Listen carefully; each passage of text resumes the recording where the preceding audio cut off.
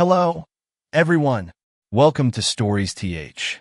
Today, we're diving into a powerful story about Emily, a girl who faced unthinkable racism and injustice. Despite the odds stacked against her, she fought not only for herself, but for every immigrant who has ever been told they don't belong. Please make sure to hit like, subscribe, and stay tuned as we reveal the truths that need to be heard. Part 1. Introduction to the characters and background. 1. Introduction to Emily and Sarah's family. Emily, a 13-year-old girl, lived in the small town of Riverton with her mother, Sarah. Sarah was a single mother who worked long hours at a small local diner, tirelessly trying to make ends meet and provide for Emily. Despite her efforts, life was far from easy, especially when the realities of being an immigrant family in a town filled with prejudice began to affect their daily lives. Sarah had been through a lot. She had moved to Riverton several years ago, hoping for a fresh start, but she quickly realized that being an immigrant from Latin America in a predominantly white, rural community came with its own set of challenges. Sarah had hoped to give Emily a better life, away from the struggles they had faced in their home country, but she soon found herself facing the harsh realities of social exclusion. Emily, on the other hand, was an intelligent and bright student. She excelled in her studies and was well-liked by her teachers. However, despite her academic achievements, Emily found herself isolated and judged by her peers. Her classmates, many of whom came from families with generational ties to Riverton, often reminded her that she didn't belong. Emily's classmates would often whisper behind her back, referring to her as the immigrant girl or the Latin kid. At times, they would even outright mock her accent when she spoke, especially when she had to speak Spanish in public. Emily knew that she was different, and it pained her every time she was reminded of it. The deep-rooted prejudice in Riverton made it incredibly hard for her to fit in. While Emily dealt with the social challenges of fitting in at school, Sarah faced her own struggles. Despite working tirelessly, Sarah was still viewed with disdain by many of the townspeople. She was a hard worker, but her accent and immigrant status made her an outsider in a community that valued conformity. In the eyes of the people of Riverton, Sarah and Emily were outsiders, strangers who had come to this town to disrupt the natural order of things. Sarah tried to stay positive and keep her head up, but every day felt like a battle against an invisible force that was always pushing them away. Though Emily was often subjected to hurtful remarks and looks from her peers, she never let it affect her at school. She excelled in her grades and participated actively in class. Yet, outside of the classroom, Emily's world was filled with loneliness. She would often retreat into the corners of the schoolyard, watching as her classmates gathered in groups, leaving her to feel like an outsider. Emily's social life was minimal. She had only a handful of friends, and even they seemed to avoid her at times, likely influenced by the negative attitudes of the larger community. Sarah, too, tried to shield her daughter from the harshness of the world. She did everything she could to provide a stable home life, but it was difficult. They didn't have much, and Sarah's long hours at the diner meant that Emily often had to fend for herself when it came to after-school activities and meals. Emily knew her mother was doing her best, but there were moments when the weight of their situation felt too heavy to bear. Sarah could see the toll it was taking on Emily, and though she offered her unconditional love and support, she couldn't protect her daughter from the judgment and cruelty of the world outside their home. The harsh reality of their situation began to sink in as the months went by. Emily, once an enthusiastic and social child, began to withdraw into herself. The cruel words from her classmates and the lack of social acceptance weighed heavily on her. She began to lose her self-confidence, and her grades, which had always been impeccable, started to decline. Sarah, noticing the shift in her daughter, felt helpless. She couldn't bear to see Emily suffer, but she was unsure of how to fix the situation. All she could do was offer words of encouragement, telling Emily to stay strong and that things would get better. But deep down, Sarah knew that the town of Riverton was not kind to people like them. As Emily grew older, the challenges she faced only intensified. High school presented even more opportunities for judgment and exclusion, and Emily found herself at the mercy of her classmates' prejudices. But it wasn't just the children who were cruel. Adults in the town, including some teachers and neighbors, also reinforced the idea that they didn't belong. Sarah tried to shield her daughter as best as she could, but the societal forces at play were too strong for one mother to fight alone. 2. Social context and racial discrimination in Riverton. Riverton, a small, tight-knit community, was not a welcoming place for immigrants. It was a town that had grown complacent in its homogeneity, where anyone who didn't fit the mold was viewed with suspicion or outright disdain. The town had been historically white, and the few people of color who lived there were often treated as second-class citizens. As an immigrant family from Latin America, Sarah and Emily were made to feel like outsiders from the very first day they arrived. Though Riverton presented itself as a peaceful, quiet town, the undercurrent of racial and cultural discrimination was impossible to ignore. Sarah quickly realized that, despite her desire to fit in, the residents of Riverton were deeply rooted in their prejudices. Their views were shaped by years of tradition and a strong belief in maintaining the status quo. There was an unspoken rule in Riverton. Anyone who wasn't born in the town or wasn't part of the dominant cultural group was not truly accepted. For families like Sarah and Emily, this meant living in a constant state of isolation. It wasn't just the occasional rude comment or side eye that they had to deal with. It was systemic exclusion. The best schools in the area were reserved for children from established families, and those from immigrant backgrounds were often given less attention, both academically and socially. Sarah found herself constantly battling against this social system, which seemed to be rigged against them from the very start. Emily, despite her talents and abilities, was not immune to the impact of this systemic racism. Her classmates' treatment of her was a direct reflection of the larger issues facing their family. Even though she was a bright student, her status as a Latinx immigrant often overshadowed her achievements. The constant reminder that she didn't belong left her feeling invisible. It was not just the words that were spoken, but the subtle ways she was excluded. She wasn't invited to the same social events, and when she tried to engage in conversations, her peers would often talk over her, dismissing her opinions as unimportant. Racism in Riverton wasn't just a problem for Emily. It was a societal issue that affected the entire community. Sarah, too, was regularly reminded of her immigrant status, whether it was through condescending remarks from co-workers or the cold shoulder from her neighbors. It was clear that the town wasn't ready to accept them as equals, and no matter how hard they tried, Sarah and Emily were never able to break through the invisible wall that separated them from the rest of the community. The isolation Sarah and Emily experienced was not just about being left out at social events. It went deeper than that. The very systems that were supposed to provide help and support, such as healthcare and education, often turned their backs on them. Emily's struggles in school were compounded by teachers who assumed she wasn't as capable as her peers, while Sarah's attempts to find better opportunities for her family were blocked by prejudiced hiring practices.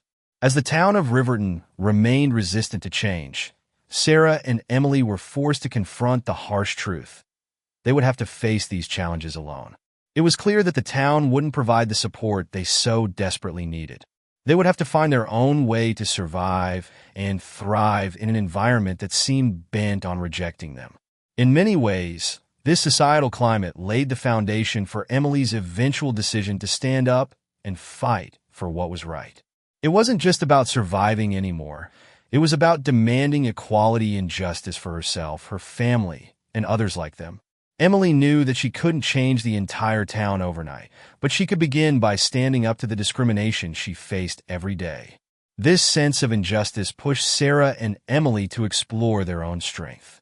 They realized that their journey would not be easy, but it was one they had to embark on if they wanted to change the course of their lives. And so, despite the odds stacked against them, they began their journey to confront the very system that had held them back for so long. Part 2. The first challenge is racism at school. 1. Racism at school. Emily's life as a 13-year-old in Riverton Middle School was shaped by both her academic talents and the racial prejudice she faced daily. Her struggles at school weren't just academic but social, as the school became a battleground where Emily was subjected to racist remarks, exclusion, and isolation. It was during a seemingly innocent gym class that Emily's racial identity became the focal point of cruelty. As Emily entered the gym, she could already feel the tension in the air. She was a little different from the others in many ways, but it was her Latinx heritage that the other kids seemed to notice the most. It didn't take long for her classmates to begin their mockery. During a warm-up exercise, one of the boys, Ryan, a classmate known for his sharp tongue, called out loudly for everyone to hear, "Hey, look, it's the daughter of the immigrant." The laughter that followed was as loud as the thudding of Emily's heart in her chest. Ryan's words echoed in the gymnasium, and for a moment, everything around Emily seemed to blur. It wasn't the first time she had been teased about being an immigrant, but the sting was always sharp, like a wound that never fully healed. Her cheeks burned with embarrassment as her classmates snickered, and a deep sense of shame washed over her. What made the situation worse was that there was no one in the gymnasium who stepped forward to defend her.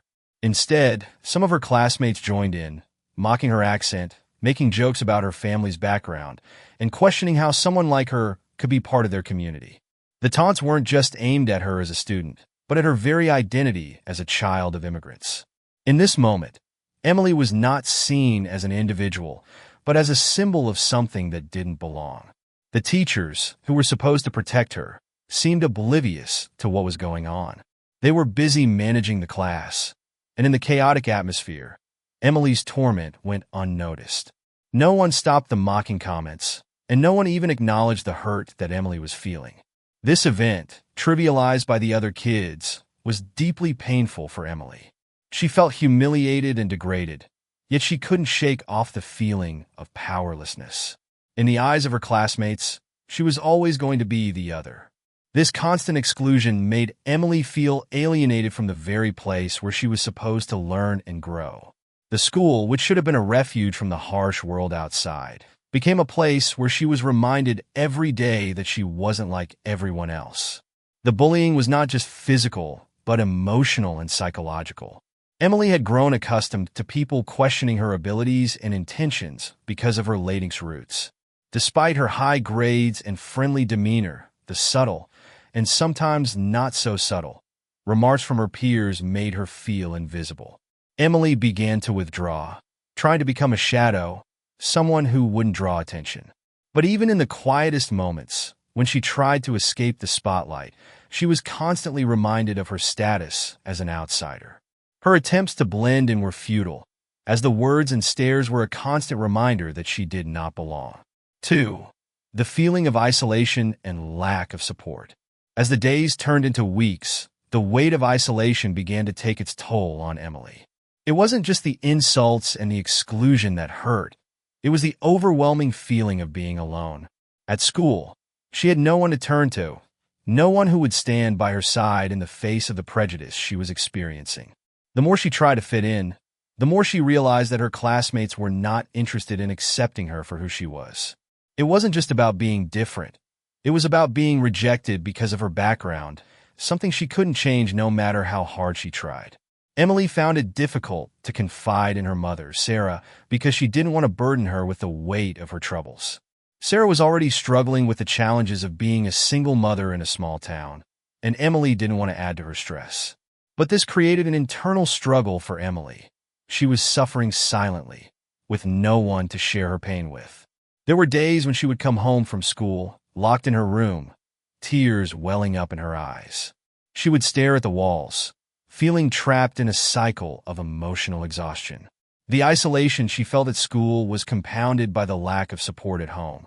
While Sarah was a loving and dedicated mother, working tirelessly to provide for Emily, there was little she could do to help her daughter with the emotional toll of racism and exclusion. Sarah, too, had faced prejudice and discrimination throughout her life, but she did not want her daughter to carry the same burden. Emily could feel her mother's pain, but also the unspoken pressure to keep her struggles to herself, not wanting to burden her mother further. School, once a place of excitement and potential, had turned into an obstacle course filled with emotional minefields. Emily tried to speak to a few teachers, but their responses were often dismissive. Some seemed uncomfortable addressing issues of racism, while others simply suggested she ignore the comments. But how could Emily ignore the part of herself that they were attacking? How could she simply pretend to be invisible when the world around her treated her as if she didn't exist? There were no other lading students at her school who could understand what she was going through. Emily was the only one, and this sense of isolation only deepened her sense of despair. She wondered if there was something wrong with her, if she was the one to blame for being different. The absence of allies, or anyone who shared her experience, made it even harder for Emily to believe that things would ever get better. In her heart, Emily longed for someone to tell her that she was valuable, that she mattered, and that the prejudice she was facing was not her fault. But as the days wore on, it became harder to hold on to hope.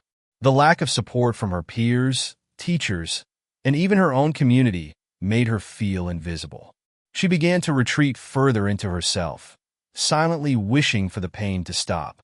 At night, Emily would cry in her bed, staring at the ceiling and wondering how much longer she would have to endure the hurtful comments, the stares, and the isolation.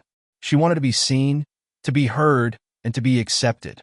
But it seemed like the more she tried to connect with others, the more isolated she became. In a world that seemed to be constantly pushing her away, Emily was left feeling like she didn't belong anywhere. The lack of support and the overwhelming sense of isolation made Emily question the fairness of the world around her. She wondered if this was her fate, if she was always going to be judged by the color of her skin and the country her family came from. The constant barrage of prejudice wore her down, and she couldn't see a way out. But in those moments of despair, Emily found a spark of resilience. She didn't know it yet, but this resilience would be what would push her forward in the face of adversity. It was this inner strength that would eventually drive her to fight back, to demand respect, and to prove that she, too, deserved to be seen, heard, and accepted. Emily's journey had just begun, and though she didn't yet know how she would overcome the odds stacked against her, one thing was clear: she would not allow the cruelty and indifference of others to define her. The fight for her dignity and identity was one she would soon take on with unwavering determination. Part 3. The feeling of being abandoned and struggles in family life. 1. Racism in the community and poor treatment from public services. Living in Riverton, Sarah and Emily had become accustomed to the daily challenges that come with being part of an immigrant family. However, these challenges were not just confined to schoolyard taunts or the cold stares from some members of the local community. They also faced institutional discrimination, where the public services that were supposed to offer help and support were often dismissive or hostile, exacerbating their struggle. One incident that particularly stuck with Sarah and Emily occurred when Emily was involved in a car accident. Emily was in serious pain, bruised and disoriented, but Sarah, despite the trauma, remained calm and called for help. The ambulance arrived, and Emily was rushed to the local hospital. However, upon arriving in the emergency room, the treatment Emily received was far from what she expected. As the medical team began to assess Emily's injuries, a nurse, noticing Emily's ethnicity and her mother's evident foreign accent, made a dismissive comment loud enough for Sarah to hear. "She's just a child of an immigrant. She won't get the same level of care as the other kids here." Sarah was shocked, the words cutting deeper than the pain Emily was experiencing. The nurse's words were not only dehumanizing, but also revealed the underlying bias that was so pervasive in Riverton, especially in a system that was supposed to be neutral and fair. The doctor, while treating Emily, did not offer the compassionate care one would expect from someone in the medical profession. He was distant, impatient, and treated Sarah and Emily as if they were a nuisance rather than people in need of help. Sarah knew the doctor's behavior wasn't just poor bedside manner. It was rooted in the racial prejudice against them. This was a stark reminder that, no matter how hard Sarah worked or how much she tried to fit into the community, she and her daughter would always be seen as other. This experience was one of many where Sarah and Emily were confronted with the harsh reality that public services, which were supposed to treat all people equally, often failed immigrants. The systemic inequality within healthcare wasn't just about receiving poor treatment. It was about being viewed as undeserving. The lack of empathy or respect from the very professionals who were supposed to help made Sarah feel helpless and isolated. Emily, though young, began to internalize these experiences. The casual racism she faced at the hands of medical professionals left a lasting impact on her self-esteem. She started to question if her life mattered as much as the lives of others, a question no young child should have to ask. Sarah, witnessing this, felt even more isolated in her efforts to protect Emily from the painful reality of the world they lived in. She wanted so badly to shield her daughter from the sting of prejudice, but the harshness of their surroundings seemed insurmountable. It wasn't just the medical staff. From local government officials to the police, there was a pervasive indifference to the struggles of immigrant families like Sarah and Emily, as if their presence in Riverton was an inconvenience, not a contribution to the fabric of the community. When Sarah attempted to get assistance from the local social services for additional support, her requests were either ignored or met with bureaucratic indifference, reinforcing the feeling that as immigrants, they were not entitled to the same level of care or respect as others. Sarah had always believed that in a democratic society, the government and its services were meant to be impartial, designed to provide support to those who needed it most. But time and again, Sarah faced the brutal truth that the system was anything but fair. The fact that she and Emily were immigrant minorities meant that they had to fight twice as hard for what should have been their basic rights.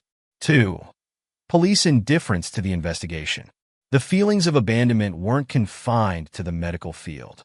When Emily was involved in the car accident, the police, too, were dismissive of the situation and, instead of focusing on the facts, let their prejudices cloud their judgment.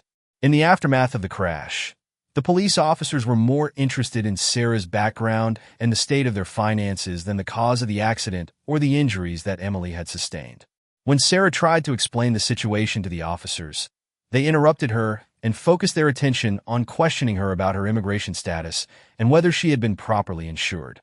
Instead of investigating the crash and how Emily ended up injured, the officers focused their questions on whether Sarah was really a part of this country, as one officer put it. The investigation into the accident was shallow, and the police report was filled with irrelevant details about their family's background. Emily's injuries and the circumstances of the accident took a back seat to the perceived inadequacies of Sarah as an immigrant mother. The officers made little to no effort to find the other parties involved in the crash or verify details with any real diligence. The officers' racial bias was not only an emotional slap in the face for Sarah, but a clear illustration of the systemic racism that immigrants faced from law enforcement. Instead of receiving the kind of support one might expect from the authorities, Sarah and Emily found themselves further marginalized and blamed for their own victimization. To make matters worse, as Sarah and Emily tried to pursue justice for the incident, the police closed the investigation prematurely. Sarah was told that, since the accident didn't involve a local citizen, there was little interest in pursuing the case any further. The message was clear. Immigrant families like theirs weren't worth the time or resources to investigate thoroughly. Their lives didn't matter enough for the system to care. This indifference from the police only reinforced the isolation and hopelessness that Sarah and Emily felt. The feeling that no one was willing to help and no one was willing to fight for them became even more pronounced. The emotional toll on Sarah, who had always tried to make a life for herself and her daughter, was profound. She realized that the barriers they faced were not just social or personal. They were built into the very fabric of the system. This experience was a stark reminder of the prejudice and bias that permeated every part of Sarah and Emily's lives. The lack of justice from public services and the police force only made the struggle for a better life that much harder. Instead of receiving the compassion and aid they needed, they were subjected to further victimization and discrimination. In these moments, Sarah began to feel like an outsider in her own country. She had come to Riverton seeking a better life for her daughter. But the reality was that no matter how hard she worked, no matter how much she tried to conform, she would always be seen as the other. And for Emily, who had grown up believing in fairness and equality, the experience was an introduction to the harsh truth that in the eyes of many, her life would never be valued equally. As Sarah continued to fight for her daughter's rights and for their place in Riverton, she became increasingly aware that the road ahead would be long and difficult. The system they were up against was not one they could easily change. It was a system that, for all intents and purposes, had already decided they didn't belong. In this harsh reality, Sarah and Emily would have to find the strength to endure. But it was clear that their battle against racism and injustice was far from over. The stakes were high, but Emily's resilience and Sarah's determination would be the driving forces in their pursuit of dignity, respect, and equality. Part 4. The Portrait of a Mother, Sarah and the Pain of Loss. 1. The pain and sacrifice of Sarah. Sarah, Emily's mother, had always been a woman of strength, but her strength was often tested in ways no one should have to endure. As a single mother, Sarah's life was consumed by the constant struggle to provide for Emily and shield her from the harsh realities of the world. It wasn't just about surviving. It was about offering Emily a chance at a better life, away from the prejudice and discrimination that plagued their every move. Sarah's daily routine was grueling. She worked long hours at a local diner, where she was often underpaid and overworked. The physical exhaustion she felt at the end of each shift was only matched by the emotional toll of knowing that her daughter was fighting an uphill battle at school, battling not only for grades but for acceptance in a world that saw her as other. Despite her tireless efforts, Sarah's sacrifices often went unnoticed, not only by the world around her, but even by those she trusted the most. The people in Riverton had a view of her that was shaped by her immigrant status, by the fact that she was a single mother, and by her lack of formal education. To them, Sarah was not a hard-working, devoted mother. She was a woman who didn't belong.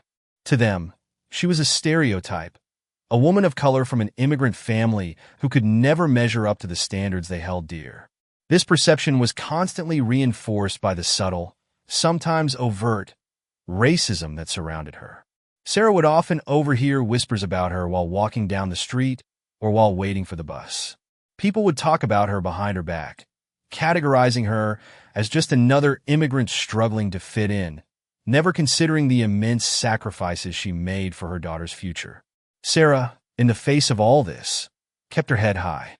She worked multiple jobs, sometimes sleeping only a few hours each night, so that Emily could have the best education possible. She did this not just for her own peace of mind, but because she loved her daughter more than anything. Emily was her world, and Sarah would do anything to protect her from the harshness of the world. But the emotional toll of the constant struggle was taking a toll on Sarah as well. She felt the weight of society's judgment on her shoulders. Each time she picked Emily up from school, after hearing about yet another incident of bullying or discrimination, Sarah's heart broke. She could feel her daughter's pain, but there was little she could do to stop it. As much as she tried to shield Emily from the realities of their situation, she couldn't protect her from the world's prejudice. At times, Sarah felt completely alone, caught between her need to protect her daughter and her own exhaustion. There were nights when, after a long day at work, she would sit on the edge of her bed, her head in her hands, fighting tears.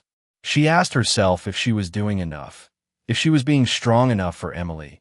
But the truth was that Sarah was only human.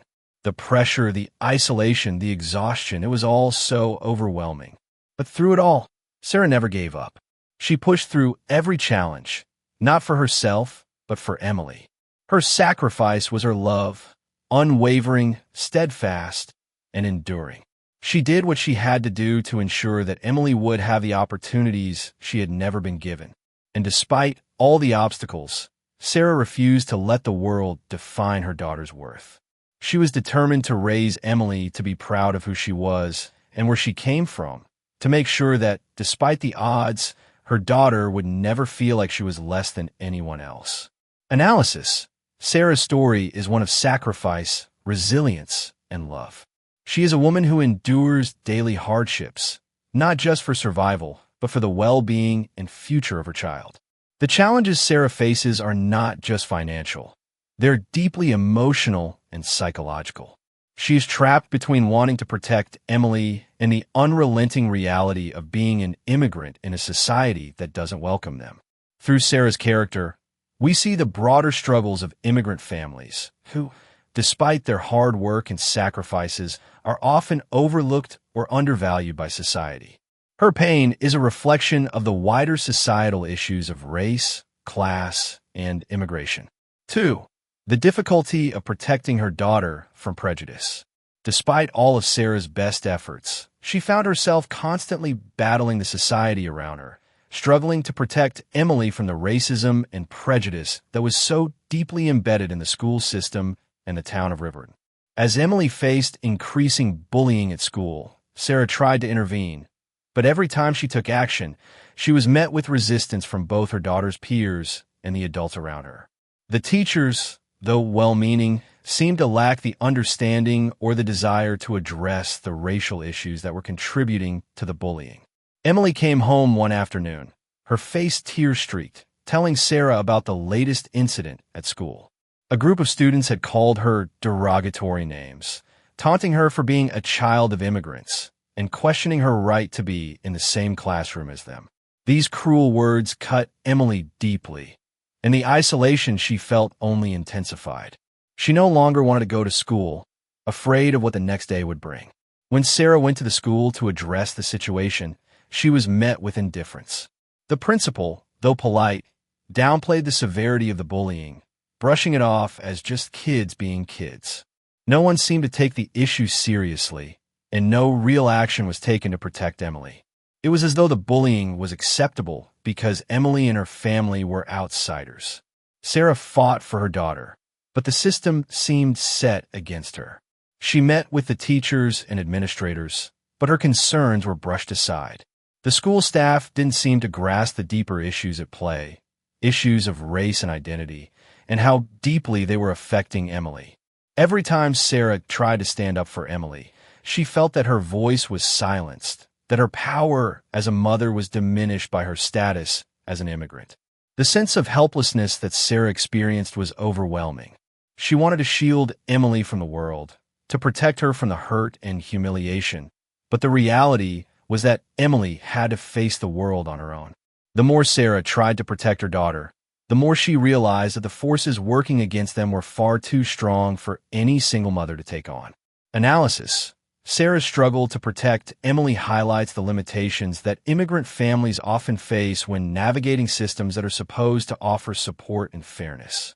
This situation underscores the systemic racism that exists not only in schools, but in many public institutions.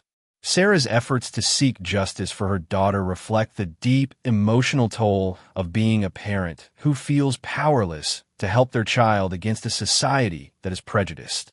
The scenario illustrates the broader issue of how marginalized communities, particularly immigrants, often face insurmountable barriers to receiving adequate protection or support in dealing with discrimination and prejudice. Part 5. The battle against racial discrimination in the community. 1. Emily's struggle to prove herself.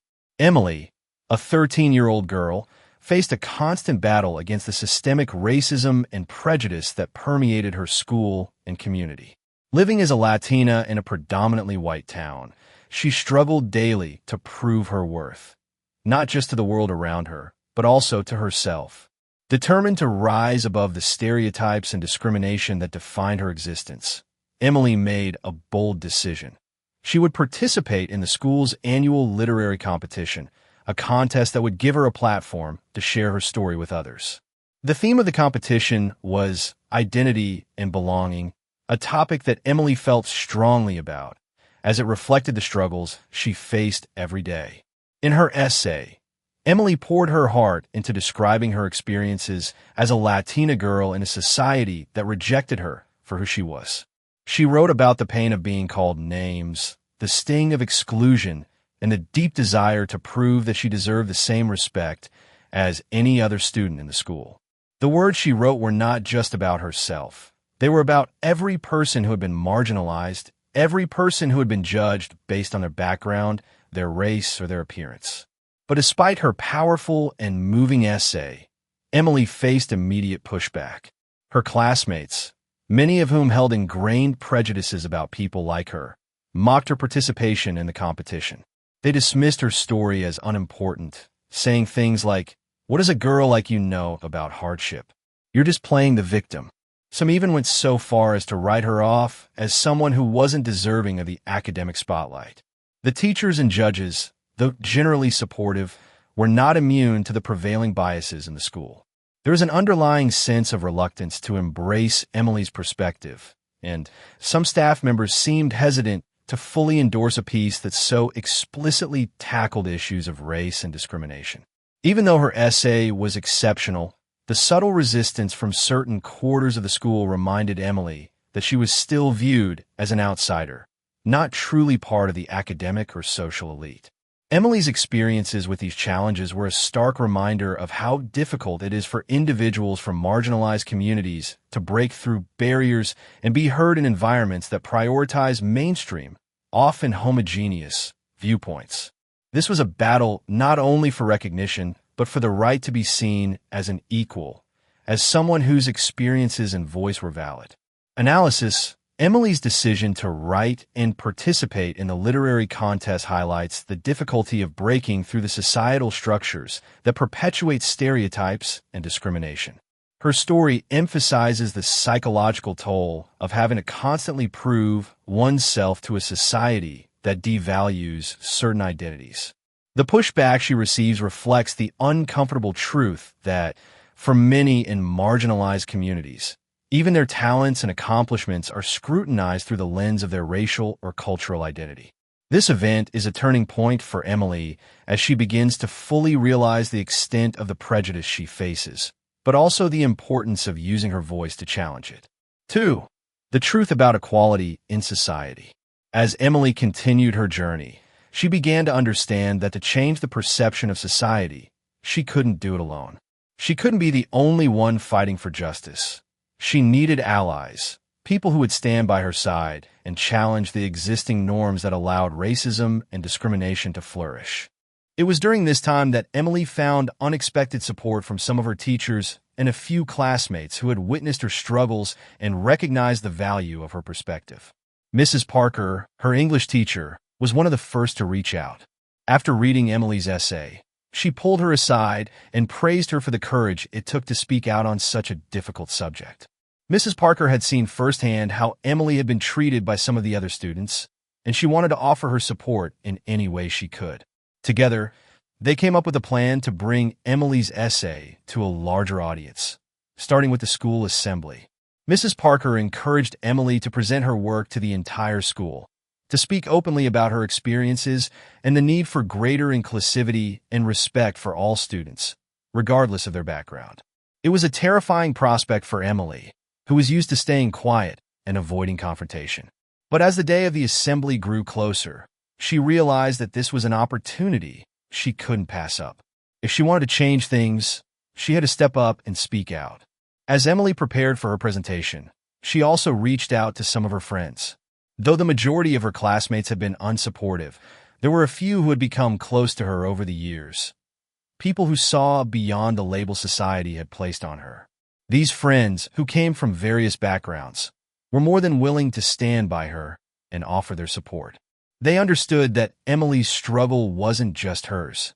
It was a struggle that belonged to everyone who had ever been marginalized. When the day of the assembly finally arrived, Emily stood before the entire school, her heart pounding in her chest. But as she looked out at the sea of faces, something shifted inside her. She wasn't just speaking for herself anymore. She was speaking for every student who had ever felt invisible, every person who had been judged because of their race, their name, or their background. With a deep breath, Emily began to speak. Her voice was steady at first, but as she shared her story, the story of growing up as a Latina girl in a town that didn't accept her, her words grew more powerful. She spoke about the pain of being called names, of being treated like an outsider. She talked about the toll it had taken on her and her family, how her mother, Sarah, had to endure the same kind of prejudice, even though she worked tirelessly to provide for Emily. But more than just recounting her struggles, Emily spoke about the need for change. She asked her classmates to reflect on their own behavior and to recognize the harm that unchecked racism and discrimination could cause. She appealed to them to see each other as equals, to understand that diversity made their community stronger, not weaker. Emily was no longer the shy girl who kept her head down in the back of the class. She was a young woman with a powerful message, one that demanded to be heard. As Emily finished her speech, she looked out into the crowd, her heart racing. There was a moment of silence, but then something unexpected happened. Several students began to clap. Slowly, the applause grew louder. and soon the entire room was on its feet, acknowledging the courage Emily had shown. For the first time in her life, Emily felt seen. She felt like she mattered. Analysis. This moment represents a significant shift in Emily's journey.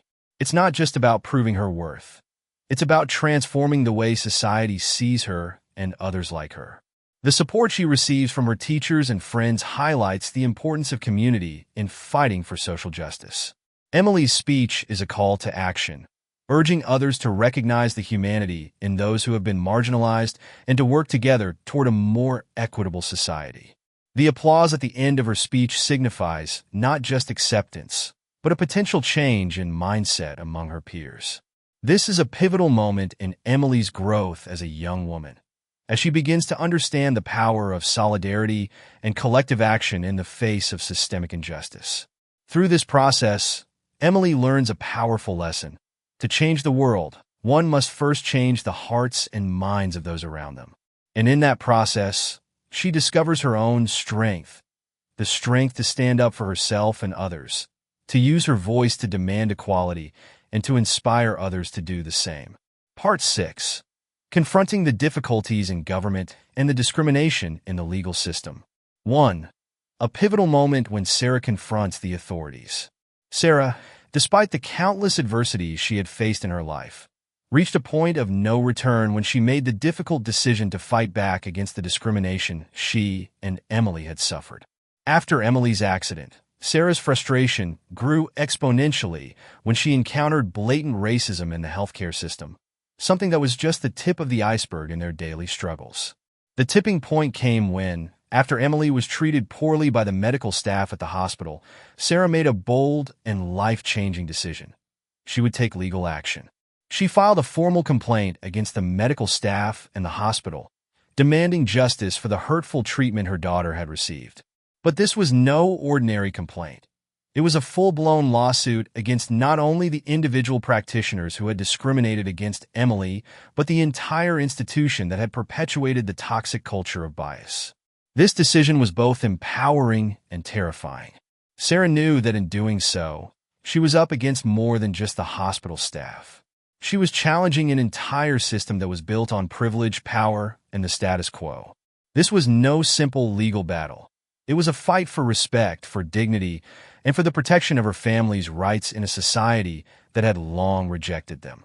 Sarah understood that this case would require everything she had: the mental fortitude, emotional strength, and determination to take on a system that had, in many ways, systematically failed her and her daughter. Analysis. This plot point illustrates the deep internal and external conflict Sarah faces as she takes on the legal system, recognizing the grave risks involved.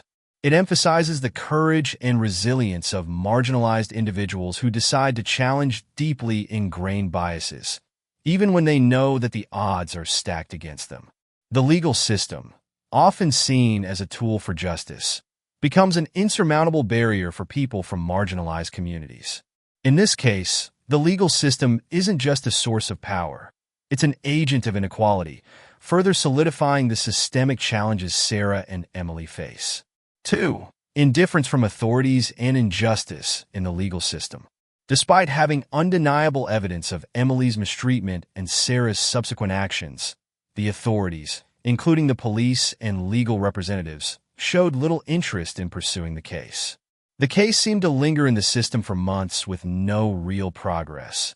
And when it did make it into the court system, it was met with bureaucratic delays, dismissals, and a lack of genuine concern. Both Sarah and Emily, despite their best efforts to assert their rights, found themselves in a legal limbo, trapped in a system that turned a blind eye to their struggle. The legal documents, the testimony from Emily, and the formal complaint Sarah had filed were either ignored or devalued. In their minds, Emily's story was just one of many from families like hers: immigrants, the poor, those who were not seen as deserving of proper protection or attention. The hospital's lawyers argued that the incident was merely an unfortunate misunderstanding, and instead of holding the medical staff accountable, they placed the blame on Emily's family for not following the proper procedures. The attorneys for the hospital emphasized the family's immigrant status, using it as a tool to discredit them, further questioning their eligibility for fair treatment. This strategy was not just a defense tactic. It was a reflection of the institutionalized prejudice that marginalized people, particularly immigrants, face every day. In the eyes of the system, Sarah and Emily were not entitled to the same rights as others. The courtroom, where the case was eventually heard, felt less like a place for justice and more like a stage where power dynamics were on full display. The lawyers defending the hospital had all the resources, and the city's authorities were more interested in preserving the reputation of the hospital than ensuring justice for Emily and Sarah. Sarah, though determined, felt defeated by the systemic bias that was constantly undermining her efforts. This sequence of events shines a light on the profound injustices that people from marginalized communities, especially immigrants, face within the legal system. Despite Sarah's and Emily's best efforts, the authorities' indifference illustrates the deep-rooted problem of systemic injustice. The story underscores the ways in which individuals with privilege and power can manipulate legal processes to protect themselves and avoid accountability, leaving the vulnerable like Sarah and Emily to struggle without support. This situation is not unique to just Sarah and Emily. It reflects a larger pattern of injustice that immigrants and minorities regularly experience within the legal and social frameworks.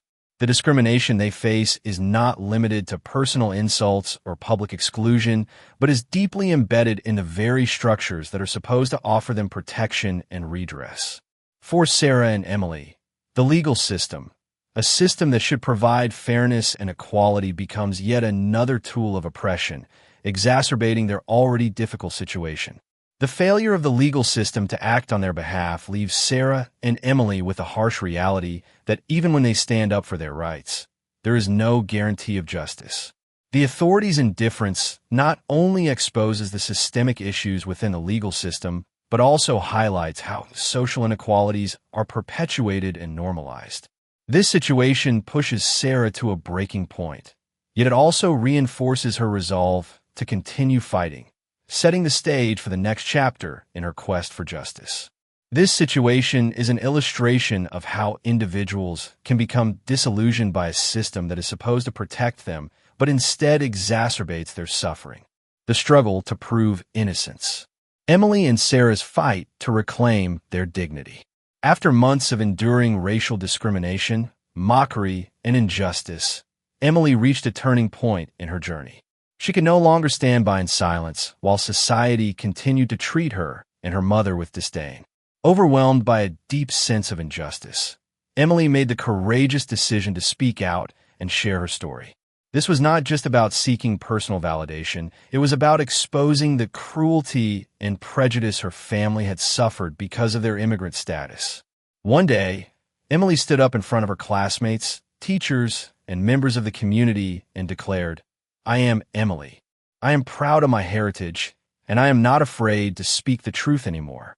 She spoke of the long years of emotional and physical pain she had endured, of the bullying at school, the neglect from the authorities, and the cruel treatment from the very people who were supposed to help. Emily didn't just reveal her own pain. She spoke on behalf of others who had been silenced and ignored because of their background, their race, and their status. Emily's decision to speak up was a pivotal moment in the story. It marked the transformation of a frightened girl into a brave, determined advocate for justice. No longer was she willing to hide in the shadows. She was ready to confront the harsh realities of the world and demand the respect and equality that she and her family deserved. Her words were a powerful rallying cry for change, and they resonated not only with her peers, but with many members of the community who had silently witnessed the injustice without ever stepping forward.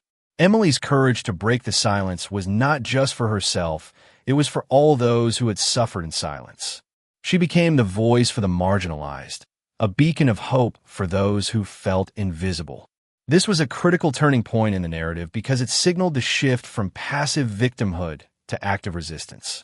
It demonstrated that speaking the truth, no matter how painful, is the first step toward change. Emily's decision to speak up highlights the importance of finding one's voice in the fight against injustice. It underscores the transformative power of self-expression and the way personal courage can ignite social change. Her actions also reflect a common struggle among marginalized communities, the fear of speaking out in a society that constantly tells them to remain quiet. By finding the strength to stand up, Emily symbolized the beginning of a broader movement against discrimination and inequality.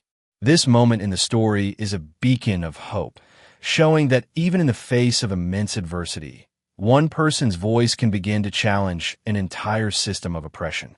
Confronting Albert Griffin and his dark schemes.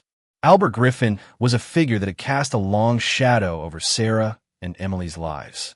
As a powerful and influential individual in their community, he had the ability to manipulate the systems of power to his advantage. Sarah and Emily had come to realize that Albert was not merely a bystander in their suffering, he was a key player in perpetuating the injustices they faced. His involvement in their lives began when he made advances towards Sarah, offering financial support under the guise of helping. But in reality, his true intentions were far more sinister. He saw Sarah as a vulnerable woman, a single mother struggling to make ends meet, and he decided to exploit that vulnerability for his own gain. Albert used his power and influence to control the situation, using his wealth to silence those who might speak out against him. He was the kind of man who knew how to manipulate situations, how to use his social status to cover up the darker side of his actions. When he realized that Emily and Sarah were not going to be passive victims, he intensified his efforts to crush them. He tried to discredit Emily's testimony and dismissed her concerns as the irrational ramblings of an immigrant girl, not worthy of attention. But Emily and Sarah's resolve was stronger than he anticipated. They refused to let Albert's manipulative schemes win. The confrontation with Albert was not just about standing up to a single person, it was about challenging the very systems that allowed such abuses of power to take place. Emily's bravery in speaking out, combined with Sarah's decision to seek justice, directly threatened Albert's carefully constructed empire. For the first time, he felt the pressure of his actions coming back to haunt him. The battle between Albert and Emily's family was symbolic of a larger conflict, the struggle between truth and deceit, justice and corruption. Albert represented the darkness of a system built on privilege, while Emily and Sarah embodied the light of truth, determination, and hope. The tension between them was palpable, each move on Albert's part attempting to silence them, while each step taken by Emily and Sarah brought them closer to uncovering the truth and achieving justice. The encounter with Albert Griffin underscores the central conflict in the story, the clash between systemic corruption and individual righteousness. Albert represents the corrupt power structures that perpetuate inequality, while Emily and Sarah stand as symbols of resistance, fighting for fairness and truth. The narrative makes clear that such systems thrive on the silence of those who are oppressed, and only when individuals like Emily and Sarah rise up and speak out does the truth have a chance to emerge. This confrontation highlights the importance of challenging those who use their power to oppress and silence others. It shows how confronting systemic corruption requires not only courage, but also a deep understanding of the social forces at play. The fight against Albert Griffin becomes a metaphor for the larger battle against social and institutionalized inequality. It is a struggle between the status quo and the desire for justice, between the powerful few and the vulnerable many. As Emily and Sarah confront the dark schemes of Albert Griffin, they're not only challenging one individual, but an entire system that has been designed to perpetuate the marginalization of people like them. Their fight is far from over, but the strength they draw from one another and the courage they find in their resolve gives them the power to continue pushing forward. Conclusion and the message of justice. Resolving the case and restoring justice for Emily. After a long and arduous journey, Emily and Sarah finally found themselves standing at the edge of victory. Their determination and resilience in the face of unrelenting adversity had led them to this pivotal moment. The battle against Albert Griffin, the man who had caused so much pain and suffering for their family, had reached its climax. Through countless trials, setbacks, and moments of doubt, Emily and Sarah had persevered, never losing sight of their goal to expose the truth and clear their names. The legal battle had been long, with powerful forces trying to silence their voices at every turn. Albert Griffin, with his wealth and influence, had used every trick in the book to keep his misdeeds buried. However, Emily and Sarah's unyielding spirit proved to be stronger than the corruption that surrounded them. With the help of allies they had found along the way, courageous friends, advocates, and a few key members of the legal community, they were able to bring Albert to justice. The courtroom was charged with emotion as the final moments of the trial unfolded. Emily stood strong, her voice unwavering as she recounted the suffering her family had endured. The judge listened attentively, and the jury deliberated. The evidence had been overwhelming. Albert Griffin's manipulations, his abuse of power, and his attempts to destroy the lives of an innocent family. In the end, the truth could not be ignored. Albert was found guilty, and justice was served. For Emily and Sarah, this was a moment of immense relief, but it was also a bittersweet victory. The scars of their journey, both physical and emotional, would never fully disappear. The pain of the past would remain with them, but now there was a sense of closure. The world had finally recognized their suffering, and they had been vindicated. The resolution of the case serves as a powerful affirmation of the message that perseverance and dedication to justice can overcome even the most formidable obstacles. It shows that, no matter how entrenched a system of inequality may seem, there is always hope for those who refuse to give up. Emily and Sarah's victory is not just about defeating Albert Griffin, but about triumphing over the deeply ingrained prejudice that sought to destroy them. Their story is a testament to the fact that even in the darkest times, truth and justice can prevail if individuals are willing to fight for them. This outcome also highlights the importance of community support. Throughout the story, Emily and Sarah were not alone in their struggles. They found allies who believed in their cause and who helped them navigate the system that had worked against them. This underscores the idea that social change is not an individual battle, it is a collective effort that requires the strength and unity of many. The message of social change. The conclusion of Emily and Sarah's journey carries a profound message about the power of resilience and the potential for social change. Their fight was not just about one family's struggle against an individual oppressor, it was about challenging a system of racial inequality that affects countless others. Emily and Sarah's story is one of triumph over adversity, but it also calls for a broader societal reckoning. It asks us to examine the ways in which we treat others, particularly those who are marginalized because of their race, background, or status. The story ends with a sense of hope, a belief that no matter how deep-rooted injustice may be, change is possible. It serves as a reminder that the fight for equality is ongoing, and that those who are oppressed have the power to change their fate. It encourages the viewer to consider their role in creating a more just society, where every person, regardless of their origins, is treated with dignity and respect. As the final chapter of the story unfolds, we see Emily and Sarah not as victims, but as empowered individuals who have found their voices and used them to effect change. The trials they endured have shaped them into stronger, more determined people. They are no longer afraid to speak out against injustice, and they now understand that change begins with individual actions, but it requires the collective efforts of a community to truly make a difference.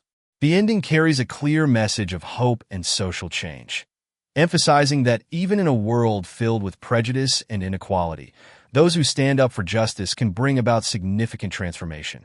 The power of one person or one family to spark a movement cannot be underestimated.